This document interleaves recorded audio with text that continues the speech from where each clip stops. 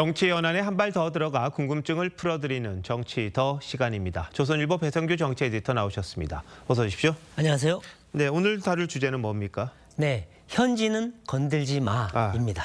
뭐 이름 이야기해서 좀 그렇긴 합니다만 인사청탁 파문으로 지금 보신 것처럼 김남국 비서관 사퇴했고 문진석 의원 당직 사퇴 이야기까지 나오긴 하더라고요.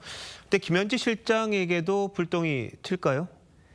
불똥이 튈 수밖에 없는 상황이긴 한데 여권은 적극적으로 막고 있습니다.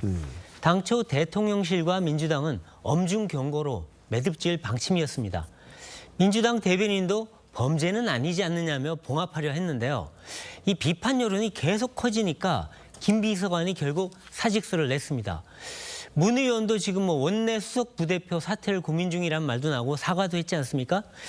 이 두 사람은 이 대통령의 최측근 7인의 멤버이고 또 중앙대 선후배 관계이기도 합니다. 그런데 이번에 큰 타격을 입게 됐습니다. 하지만 김 실장 신변에는 아무 변화가 없습니다. 네. 김 실장에게 실제 청탁이 전달되지 않았다고 한 이유입니다. 김 비서관이 아마 책임지고 사퇴함으로써 김 실장에게 불똥이 튀는 것을 막은 듯한 모양새인데요. 이 야권에서는 김 실장에게 누를 끼친 책임을 물은 거냐, 만사현통을 공개한 죄냐 이렇게 비판을 하고 있습니다. 네. 김 실장이 7인회보다 훨씬 힘이 센 거 아니냐 이런 얘기도 나옵니다. 네, 그런데 모든 인사가 이제 김 실장을 통해서 한다 이런 말이 있었던 것도 사실입니다. 그런데 이번 사태로 여권의 인사 난맥상이 좀 드러났다 이런 지적도 나오는데요.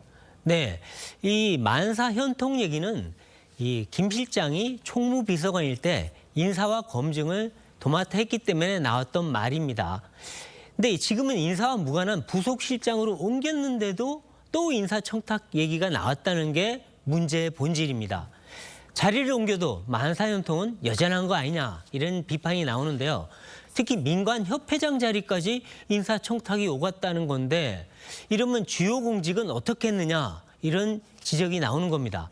현 정부 출범 6개월이 지났는데요. 지금 현재 일부 공직과 공공기관장 인사가 계속 늦어지고 있습니다. 이 대통령실은 시스템에 따라 이루어지고 있다고 얘기는 합니다만 야당에선 김 실장이 인사를 틀어주고 있는 거 아니냐. 막후 인사청탁 실태를 조사하라고 맹공격을 퍼붓고 있습니다. 네. 자, 이런 측근들의 문제를 막으려면 이 특별감찰관 이게 필요하지 않습니까? 왜 안 됩니까? 네, 표면적인 이유는 국회가 추천을 하지 않아서입니다. 예전에 듣던 말 같네요. 그렇죠. 이게 윤석열 정부도 같은 얘기를 했는데요. 그때 당시에 나온 얘기는 본질적으로는 윤 전 대통령이 김건희 여사 감찰팀을 두는 것에 부정적이었기 때문이었다 그랬습니다. 근데 당시 민주당도 추천을 미뤘었습니다. 그때 나온 얘기는 뭐냐면 김건희 의혹이 이렇게 계속 제기되는 마당에 굳이 감찰관 서둘러 추천할 필요가 뭐가 있느냐 이런 얘기가 당시 민주당에서 나왔습니다. 근데 지금은 민주당이 추천만 하면 가능합니다. 네. 그런데도 안 하는 건 대통령실도 민주당도 의지가 부족하기 때문입니다. 국민의힘은 그게 다 김현지 때문 아니냐 이렇게 공격하고 있는데요. 예. 왠지 윤 정부랑 데자부가 느껴지지 않나 싶습니다. 네, 그런데 김 실장 얘기만 나오면 좀 대통령실이 민감하다 이런 얘기들이 돌곤 있습니다. 그렇습니까? 네, 이 여권에선 김 실장 얘기는 웬만하면 피하려고 합니다. 대통령실도 김 실장 관련 보도가 나오면 아주 민감하게 대응을 하고 있습니다. 총무비서관 때도 국감 출석을 끝까지 거부했지 않습니까? 이 야당이 김 실장 관련 현수막을 도처에 붙이자 여권은 현수막 금지법을 발의했습니다. 자기들이 내에서 실시했던 법입니다. 이 대통령도 현수막 규제 방안을 지시했습니다. 최근에. 이 야당은 김현지가 절대 존엄이고 금기어냐 이런 비판을 하고 있습니다. 네. 국감 전에 이제 총무비서관에서 부속실장으로 자리를 옮겨가면서까지 못 그렇죠. 나오게 했다 이런 말들이 있었던 거잖아요. 자, 그런데 이런 논란도 많은데 이 대통령이 계속해서 신임하는 것 같거든요. 이유가 뭡니까?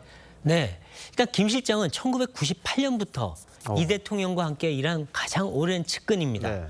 정진상, 김용 같은 최측근은 사실 대장동 일당에게서 돈을 받거나 술자리 향응을 받은 혐의로 구속되지 않았습니까? 네. 근데 하지만 김 실장은 30년간 그림자 보좌를 해왔는데 돈 문제나 구설수가 거의 없었습니다.